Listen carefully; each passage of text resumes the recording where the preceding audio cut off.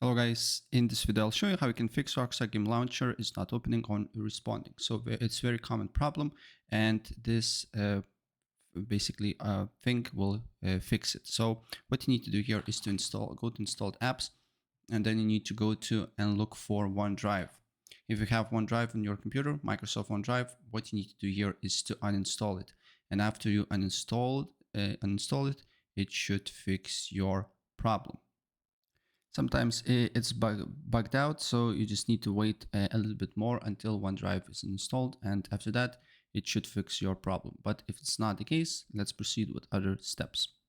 Another thing that you need to do here is to go to this PC, open your disk C, probably it's on disk C, so you just need to go to Program Files x86, and then you'll see here Rockstar Games folder. So you just need to rename it. So I know, put another S or something like that. And then after you do so, launch the game and look if the problem persists. And this should fix your problem. So that's pretty much it. If I help you out, please press like.